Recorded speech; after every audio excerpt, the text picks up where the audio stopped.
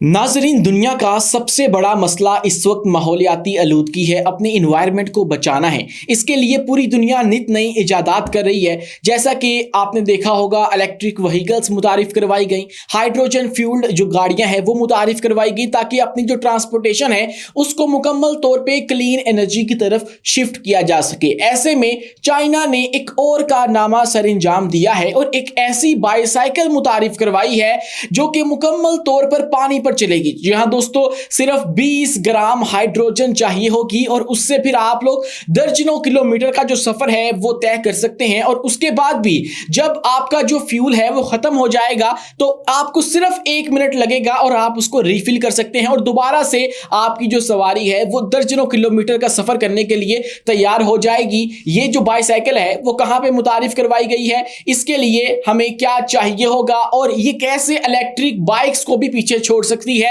इसके अंदर कौन कौन से फीचर्स मौजूद हैं, इसकी क्या खसूसियात हैं, आज की इस वीडियो में हम डिस्कस करने वाले हैं। लेकिन उससे पहले हमारी आपसे दस्तबस्ता गुजारिश है कि हमारे इस चैनल को लाइक कीजिए, सब्सक्राइब कीजिए और बेल आइकन को लाजमी दबा दीजिए ताकि हर नई आने वाली वीडियो आप तक बर वक्त पहुंचती रहे। तो दोस्तों, हर साल चाइना के अंदर एक इवेंट करवाया जाता है जिसको चीन इंटरनेशनल हाइड्रोजन कांग्रेस 2000 जो है उसके नाम से जाना जाता है। और अब 2025 का ये इवेंट जो है वो मार्च के महीने में करवाया गया। हर साल मार्च के महीने में करवाया जाता है। तो उसके अंदर फिर पूरी दुनिया की जो बड़ी बड़ी लीडिंग हाइड्रोजन टेक्नोलॉजी के हवाले से काम करने वाली कंपनियां हैं वो यहां पे शिरकत करती हैं और चाइना में आकर जो एग्जीबिशन है एक वो की जाती है और नित नई जो टेक्नोलॉजीज हैं, इन्वेंशंस हैं, उनका जिक्र किया जाता है, दुनिया के सामने वो पेश की जाती हैं। तो अब ये 26 मार्च को चाइना के अंदर जो इंटरनेशनल हाइड्रोजन कांग्रेस है वो अरेंज की गई और उसके अंदर 1000 से ज्यादा हाइड्रोजन टेक्नोलॉजीज की नुमाइश की गई और 14 ममालिक की 447 इंटरनेशनल कंपनियों ने इसके अंदर शिरकत की है। और इसके अलावा बहुत बड़े बड़े जो स्टेक होल्डर्स हैं वो यहां पर आए थे और इसके अंदर एक बहुत बड़ी जो इन्वेंशन देखने को मिली वो ये थी कि हाइड्रोजन पर चलने वाली एक बाईसाइकिल मुतारिफ करवाई गई है जिसको नाम दिया गया है H200 का। और दोस्तों, ये H200 हाइड्रोजन साइकिल सिर्फ पानी पर चलती है और चंगदू हाइड्रोजन कलेक्शन के जरिए ये तैयार की गई है। सिर्फ 20 ग्राम हाइड्रोजन से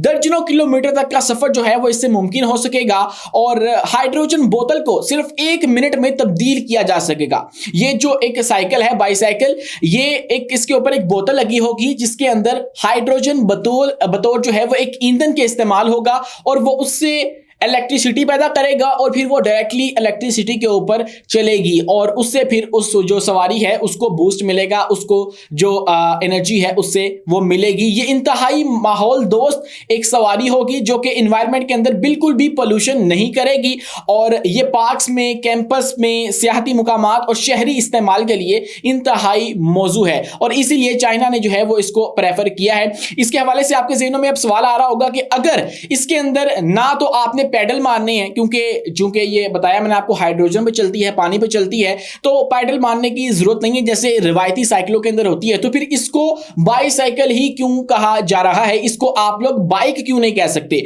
तो दोस्तों, ये जो एक नई सवारी मुतारिफ करवाई गई है इसका जो स्ट्रक्चर है वो जो रवायती एक बाइक होती है उससे भी बिल्कुल मुख्तलिफ है। यानी कि एक जो बाइक होती है उसके अंदर फ्यूल डलता है और उसके अंदर एक मोटर लगी होती है, लेकिन इसके अंदर कोई मोटर उस तरह से नहीं लगी हुई। हाँ, अलबत्ता एक इलेक्ट्रिक मोटर लाजमी लगी हुई है जो कि जो हाइड्रोजन होता है उसको कन्वर्ट करता है इलेक्ट्रिसिटी के अंदर और इलेक्ट्रिसिटी जो है फिर वो गाड़ी को मूव करने में मदद देती है। जबकि जो इलेक्ट्रिक बाइक होती है वो एक इलेक्ट्रिक बैटरी के ऊपर चलती है, इसके अंदर कोई उस तरह से बैटरी नहीं लगी हुई है और इसका जो बाय प्रोडक्ट होगा, ये सबसे अहम तरीन बात है कि ये जो बाईसाइकिल है इसका जो बाय प्रोडक्ट है ये सिर्फ और सिर्फ वाटर होगा, जिससे हमारे माहौल को कोई नुकसान नहीं पहुंच सकता। इससे हमारा जो एनवायरनमेंट है वो बिल्कुल सिक्योर रहेगा, क्योंकि दूसरी जो व्हीकल्स हैं उनके अंदर से कार्बन एमिशन होती है, जो ग्रीन हाउस गैसेस हैं वो निकलती हैं और फिर वो जाके हमारे एनवायरनमेंट में फंस जाती हैं, एटमॉस्फेयर में ट्रैप हो जाती हैं और ग्लोबल वार्मिंग का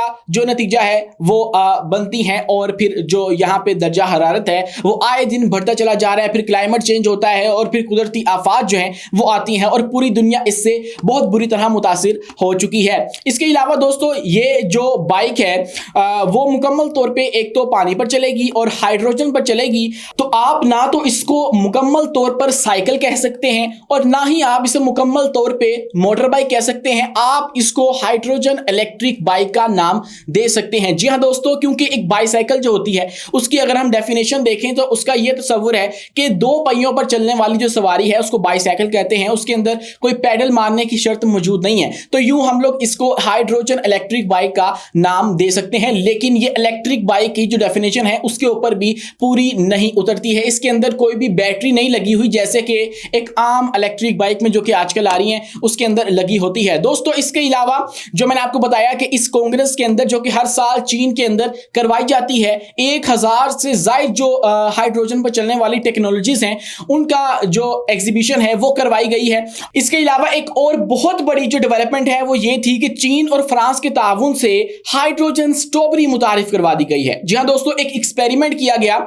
जिसके तहत ये नतीजा अखज़ किया गया कि अगर हम लोग अपने पानी के अंदर हाइड्रोजन की मकदार को ज्यादा कर दें, यानी कि हम लोग अपना पानी जिसके अंदर हाइड्रोजन रिच है वो इस्तेमाल करें अपनी फसलों के लिए, तो उससे हमारी जो फसलें हैं उनकी पैदावार में इजाफा किया जा सकता है। और इसका एक्सपेरिमेंट किया गया है स्ट्रॉबेरी के ऊपर, और स्ट्रॉबेरी की जो पैदावार है ग्रीन हाउस के अंदर वो 3000 किलोग्राम से बढ़ाकर 4000 किलोग्राम तक देखी गई है, जब उसको हाईली रिच्ड जो हाइड्रोजन वाटर है वो दिया गया, बजाय इसके कि आप जो मामूली वाटर है, मामूली पानी है, उससे उसको जो है वो सैराब करें। आप लोग ये इस्तेमाल कर सकते हैं। और ये सिर्फ स्ट्रॉबेरी के लिए नहीं है बल्कि इससे आप लोग टमाटर की जो फसल है उसके लिए भी इस्तेमाल कर सकते हैं, ब्लूबेरीज के लिए इस्तेमाल कर सकते हैं, और चावल के लिए भी ये इंतहाई मुफीद है। और इसके अलावा चावल की पैदावार जो है वो 17% ज्यादा और बीमारियों के खिलाफ बेहतर मज़ाहमत देखने को उसमें मिली है अगर आप लोग हाईली रिच जो हाइड्रोजन वाटर है वो इस्तेमाल करते हैं। यानी कि ये जो फसलें हैं उनको मजीद रेजिस्टेंट बनाती है पैरासाइट्स के खिलाफ, उन जरासीमियों के खिलाफ जो कि अमूमन आपकी जो फर्टिलाइजर्स हैं उनके जरिए आपकी जो सब्जियां हैं, फसलें हैं, उनके अंदर आ जाते हैं। इसके अलावा दोस्तों ये चीन का एक और बहुत बड़ा मार्का है, क्योंकि इस वक्त पूरी दुनिया के अंदर जो हाइड्रोजन की मार्केट है वो तेजी के साथ बढ़ती चली जा रही है। मतलब जो आलमी ताकतें हैं वो भी इस चीज की डिमांड कर रही हैं कि हम लोग अपनी जो एनर्जी है, अपनी ट्रांसपोर्टेशन है या फिर अपनी जो टेक्नोलॉजीज हैं उनको हाइड्रोजन के ऊपर शिफ्ट करें, क्योंकि इसके बहुत सारे फायदे हैं। इसका एक तो